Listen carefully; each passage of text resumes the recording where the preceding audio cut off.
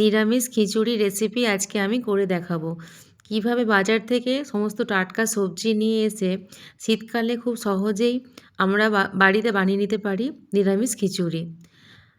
চলুন দেখে নেওয়া যাক। আমি প্রথমে কিছু টাটকা সবজি ভালো করে ধুয়ে কেটে নিয়েছি। তার মধ্যে আছে মটরশুঁটি, বিনস, গাজর, ফুলকপি আর আলু এবং টমেটো, ধনেপাতা, কাঁচা লঙ্কা কুচি। ভালো করে পরিষ্কার করে জলে ধুয়ে তারপরে আমি এখানে কেটে রেখেছি। এরপর খুব সহজেই আমাদের বানিয়ে নিতে হবে খিচুড়ি। এই সবজিগুলো আমি ভালো করে ধুয়ে পরিষ্কার জলে ধুয়ে কেটে রেখেছি। এরপর দেখুন আমাদের নিতে হবে চাল এবং ডাল, যার জন্য আমি নিয়েছি হাফ কাপ মতো চাল এবং হাফ কাপ মতো মুসুর ডাল। যতটা পরিমাণ চাল নিয়েছি ঠিক সমান পরিমাণে আমি ডাল নিয়েছি। আমাদের পরবর্তী পদ্ধতি হবে চাল এবং ডালটিকে পরিষ্কার জলে ধুয়ে একসঙ্গে মিশিয়ে নেওয়া। দেখুন করেছি আমি এটা।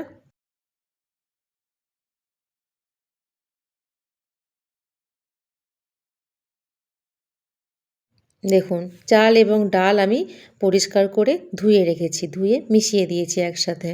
এরপর যা করতে হবে, এই চাল ডালের সাথে আমাদের যে আমি সবজি কেটে রেখেছিলাম, ধুয়ে কেটে রেখেছিলাম, সে সবজিগুলো মিশিয়ে দিতে হবে। মিশিয়ে কুকারে বয়েল করতে হবে। দেখুন এবার আমি কুকারের মধ্যে সমস্ত রকম এই চাল ডাল এবং সবজিগুলো একসঙ্গে আমি ঢেলে দিচ্ছি এবং এর মধ্যে এবার কুকারের ঢাকনাটা ভালো করে বন্ধ করে দিয়ে আমি জল দিয়ে পরিমাণ মতো জলটা এখানে একটু বেশিই লাগবে আপনাদের, কারণ জল আমি একবারই দেবো, দ্বিতীয়বার আর জল দেবো না।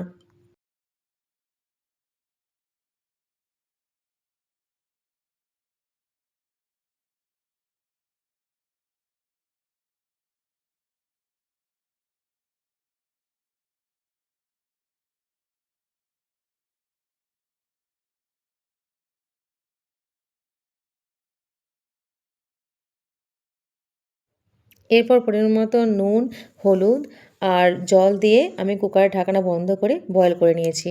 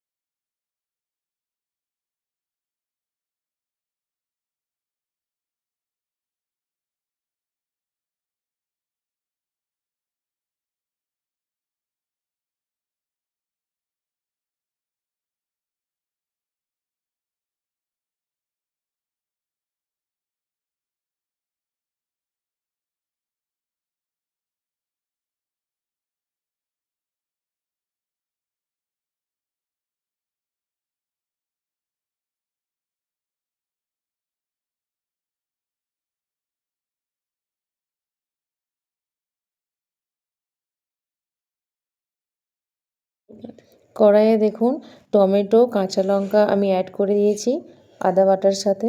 এরপর আমরা নাড়তেই থাকবো কিছুক্ষণ। যখন নাড়া হয়ে যাবে, যখন লাল লাল হয়ে আসবে, তখন তার সঙ্গে আমি অ্যাড করলাম ধনেপাতা কুচি। এটা দেওয়ার পর আমি কিছুক্ষণ নাড়তেই থাকবো।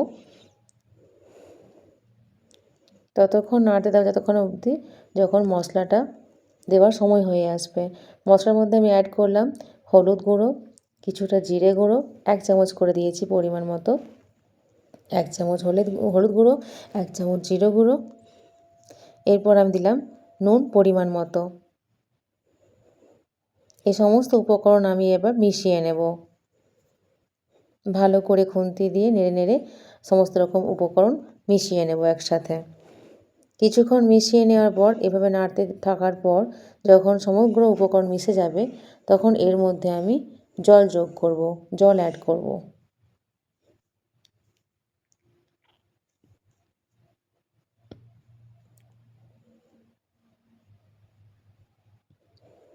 জল অ্যাড করার পর তারপর এই সমস্ত উপকরণ জল অ্যাড করার পর এই সমস্ত উপকরণ ভালো করে মিশিয়ে নিতে হবে। তারপর কিছুক্ষণ মিশিয়ে নেওয়ার পর নাড়তে থাকার পর দেখব যখন এই মশলা থেকে তেল ছেড়ে আসছে, মানে মশলা তৈরি হয়ে গেছে, তখন কিছুক্ষণ নাড়ার পর আমাকে আগে থেকে বয়েল করে রাখা সমস্ত চাল, ডাল এবং সবজি যেখানে বয়েল করে রেখেছিলাম সেটা এর সঙ্গে মিশিয়ে নিতে হবে। তার আগে আমি এখানে কিছুটা ম্যাগি মশলা অ্যাড করে নিয়েছি এবং ম্যাগি মশলা অ্যাড করার পর এটাকে ভালো করে মিশিয়ে নিতে হবে মশলাটাকে। মিশিয়ে নেওয়ার পর তারপর আমি আগে থেকে সেদ্ধ করে রাখা কুকারের মধ্যে যেগুলো রেখেছিলাম চাল, ডাল এবং সবজি সেইগুলো আমি এর সঙ্গে মিশিয়ে দেব। আপনারা চাইলে একটু একটু করেও মেশাতে পারেন, কিন্তু আমি একসাথে মিশিয়ে দিলাম।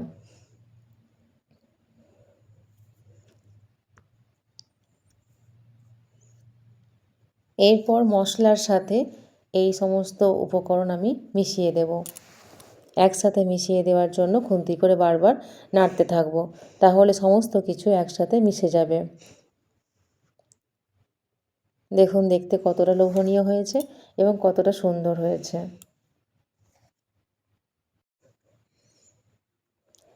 কিছুক্ষণ নাড়তে থাকার পর এরপর আমি কি করব, শেষে নামিয়ে নেওয়ার আগে আমি 1 চামচ ঘি অ্যাড করলাম।